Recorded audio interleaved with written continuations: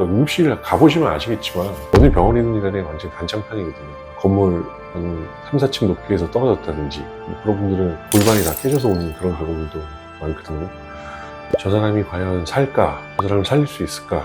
저희한테 응급의학과 선생님들께서 정형외과로 의뢰를 해주시면 정형외과 안에서도 이제 그 다친 부분에 따라서 응급실에서 입원하신 분들 다 수술 잘 돼서 나가면 다 뿌듯하죠. 너무 그 응급실에서 만났던 환자분들은 그냥 병원을 통해서 환자분하고 저하고 만나게 되는 겁니다. 그 환자분이 저를 찾아온 것도 아니고 그 다음에 그냥 병원에 다쳐서 실려온 거죠. 실려와서 저라는 사람이 그분을 담당을 하게 돼서 치료를 받게 되는 건데, 그 응급실 가보시면 아시겠지만 어느 병원이든 간에 완전 단장판이거든요. 다 이쪽에 숨 넘어가는 사람, 저쪽에 또 죽어가는 사람들도 있고, 그 다음에 또 뭐 다쳐서 피 흘리는 사람, 그 다음에 또 뭐 어디 부러져서 꼼짝 못하고 또 뭐 그러는 사람, 숨 못 쉬는 사람, 뭐 이렇게 모든 사람들이 다 혼재돼 있어서 아주 정신이 없는 그런 상태인데, 그 중에서 어디가 불편한지, 그 다음에 정형외과 환자로 분류가 돼서 저희한테 응급의학과 선생님들께서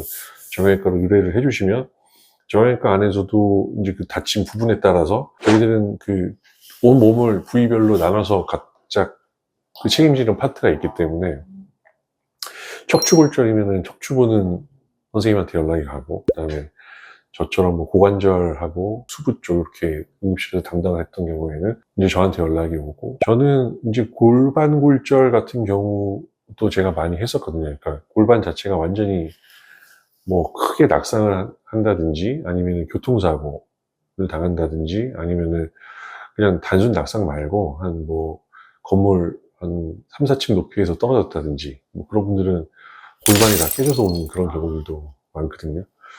그런 분들은 처음에 바이탈이 안 좋죠. 그러니까 혈압도 떨어지고, 그다음에 내부 장기 안쪽으로 출혈이 되게 많이 생기기 때문에 복강내 출혈이 있을 수도 있고, 그리고 또 그 폐나 심장 쪽으로 또 문제가 되는 경우도 있고. 그러니까 제가 골반골절 수술을 하게 되는 경우에는 흉부외과나 아니면 외과 쪽에 어느 정도 문제가 해결되고 난 다음에 골반 쪽으로 이제 골절이 남았을 경우에 그거를 열고 들어가는 그런 경우들이 있는데요. 환자가 그냥 바로 다치고 나서 그렇게 복강내 출혈이라든지 흉곽내 출혈 그런 게 있을 경우에 해결이 안 되면 돌아가시는 분들도 있거든요.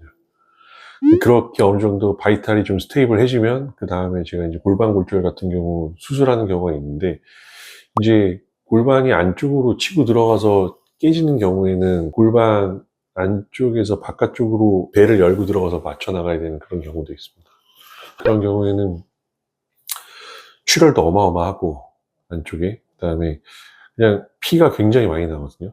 그러니까 골반뼈 자체에서도 출혈이 되게 많이 나고, 그런 환자들을 수술을 해서 고정을 하면 그때 또 되게 드라마틱하게 좋아집니다.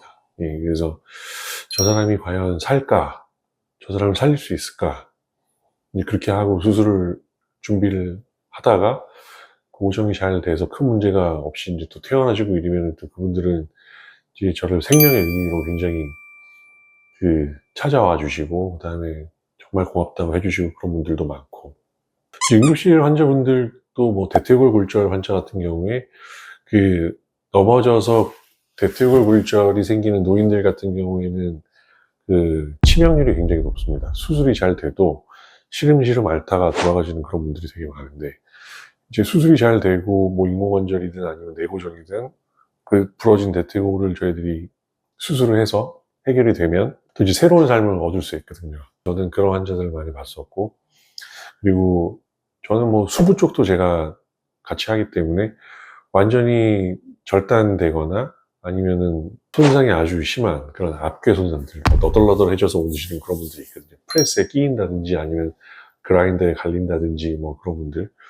그런 분들은 이제 하나하나 지저분한 거, 오염된 거부터 처리를 해가면서 제일 먼저 이제 혈관부터 괜찮은지 확인하고, 혈관 있고, 신경이 있고, 근육 있고, 피부 덮고 하는 그런 과정이에요. 나중에 뭐 피부가 뭐 부족하면 피부 이식을 하는 경우도 있고, 그렇게 치료했던 환자들 경험도 있고 그렇습니다. 그래서 보통 외래 진료에서 보는 환자분들은 이제 병원을 찾아와서 이제 저하고 얘기를 하고, 그 다음에 계획을 세우고 수술을 하든 뭐 아니면 다른 보존 조치를 하든 그런 경우가 많은데, 응급실에서 만나는 환자분들은 그냥 이건 거의 운명처럼 만나는 거죠. 그냥 응급실에 그 사람이 다쳤는데 우리 병원에 일단 실려왔고, 저는 또 그 파트를 담당하는 사람이고 하다 보니까 만나게 되는 거죠. 만나게 되고 그렇게 치료가 진행이 되는 거고. 궁금한 게 빅크스에 끼었으면은 다 다쳤을 거 아니에요? 혈관 다쳐요. 네네. 그러면 정형외과 수술을 먼저 하는 거예요? 아니면 혈관 수술은 어떤? 우선은 오염된 그 조직들을 갖다가 청소를 해야 됩니다. 그러니까 그래서 살릴 수 있는 조직은 남기고 살릴 수 없는 조직은 제거를 하고, 그래서 먼저 그거를 판단을 하고 난 다음에 이제 순서를 말씀드리면 뼈부터 고정을 합니다. 뼈도 안에 깨끗하게 이제 정리가 되는 상태이고 여부직으로 덮을 수 있다면은 금속판 같은 내구정 재질을 먼저 써서 고정을 하고, 만약에 여기가 너무 지저분하고 뭐 저기 도저히 이게 감당이 안 될 만큼 당장 수술이 그 여부직을 덮을 수 없는 경우, 그런 경우에는 그 외고정, 그러니까 끝에만 연결해서 하는 그런 방법들도 있거든요. 그래서 길이 유지만 시켜주는 거죠. 그렇게 뼈를 고정하는 그런 방법이 있고, 그래서 일단 뼈를 먼저 부서진 걸 맞추고, 그 다음에 혈관 괜찮은지 확인하고, 그 다음에 이제 신경 괜찮은지 보고.